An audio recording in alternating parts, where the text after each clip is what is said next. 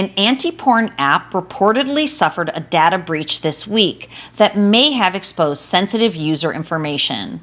And while most of the conversation around this incident has focused on cybersecurity, passwords, and privacy, I think that the majority of people are missing the bigger story here. The people using this app weren't looking for pornography. In fact, they were trying to escape it. These individuals were trying to improve their relationships and reclaim their focus, restore their confidence in their real-world desire to become better versions of themselves. This is the part that caught my attention because it highlights something that I have been thinking about for years. Millions of people are struggling with behaviors, especially screen-based intense behaviors, they never consciously intended to develop. And this isn't because they're weak or lazy or lack discipline. Their brains adapted to an environment that was engineered and designed to capture and hold their attention. This video is brought to you by my HarperCollins published book, Mind Over Explicit Matter. If you're ready to quit porn and reclaim your life mentally and physically, go over to drtrishleigh.com/book. Most people still frame pornography as a morality issue. I see it differently. It has nothing to do with sex or morals. It has everything to do with learning. The brain learns whatever it repeatedly experiences. If you practice the piano, your brain changes. If you spend years worrying, your brain changes. If you repeatedly expose yourself to incredibly highly stimulating, novel, intense digital content, in fact, your brain changes. That, my friend, is neuroplasticity. It's one of the greatest gifts of the human brain. The challenge is that neuroplasticity is neutral. It doesn't care whether a pattern of repetition is helping you to thrive or slowly pulling you away from the life that you want. In fact, it responds to one thing: repetition. Whatever gets repeated gets reinforced. Pornography, considered a supernormal stimulus, may be one of the most powerful repetition engines ever created. Unlimited novelty, variety, stimulation, intensity, available instantly. Over time, the brain starts learning a very powerful lesson. Relief is available immediately. Excitement, escape, artificial arousal, they're all available immediately. The more often that lesson is practiced, the more deeply it becomes miswired, in fact, into your nervous system. Eventually, that learning doesn't stay confined to the screen either. It starts influencing your everyday life. Real intimacy can feel slower. It doesn't hit anymore. Your focus becomes more difficult to sustain. Your ordinary experiences that should be wonderful lose their appeal. Boredom becomes harder to tolerate. And lastly, your patience starts feeling incredibly uncomfortable. This is where so many people become discouraged. They stop the behavior and expect the struggle to disappear. And when it doesn't, they assume they're failing. But think about it this way. If you spent 10 years sitting on a couch, you wouldn't expect a week in the gym to completely transform your body, would you? Yet people often expect the brain to work that way. Years, even decades of conditioning back to highly stimulating content, a few weeks of recovery, then frustration when everything doesn't immediately feel different. The brain simply doesn't operate on that timeline, my friend.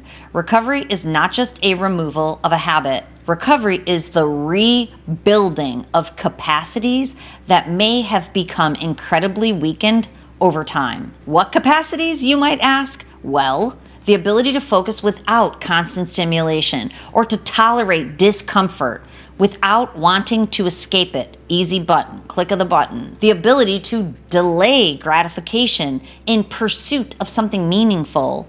The ability to experience satisfaction, joy from ordinary life again. These are neurological skills and they can strengthen, but they can weaken also. And what's weakened can be rebuilt. That's where I think people sometimes misunderstand recovery having a beginning, a middle, and an end with the proper tools.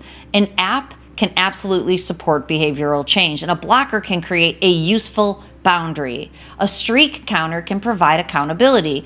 Those tools have value, but none of them can do the deeper work for you. The blocker prevents you from accessing a website, but it cannot teach you self-regulation. That streak counter, it can track your progress, but it cannot restore your motivation. Software can interrupt a behavior pattern, yet only the brain can rebuild a healthier replacement, even though there is tech to help it. One of the most important questions I ask clients is not, what is pornography costing you? It's, what was pornography doing for you? That's a very different conversation. Was it helping you escape stress? Was it creating excitement periods during times of boredom? Did it provide relief from loneliness? Did it quiet your anxiety for just a little while? Or help you avoid difficult emotions? Because until you understand the purpose of the behavior, how it was serving you, the brain often continues searching for another way to meet that same need. That's because of the underlying brain pattern that's been miswired. This is why some people quit one compulsive behavior only to find themselves being pulled toward another. The outlet changes, but the underlying brain pattern, it remains. The real work begins when you identify what your brain has learned and intentionally teach it something better that moves you toward the life you want and deserve. That's the difference between managing symptoms and, in fact, creating lasting change.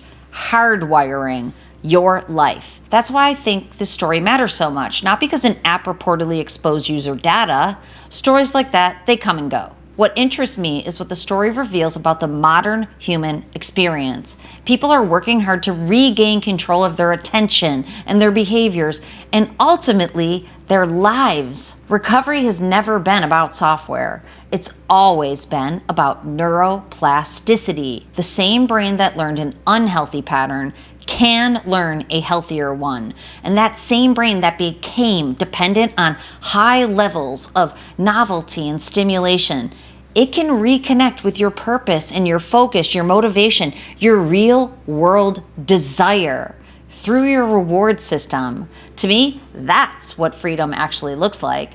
Not hiding behind a blocker forever and not counting streaks for the next 20 years.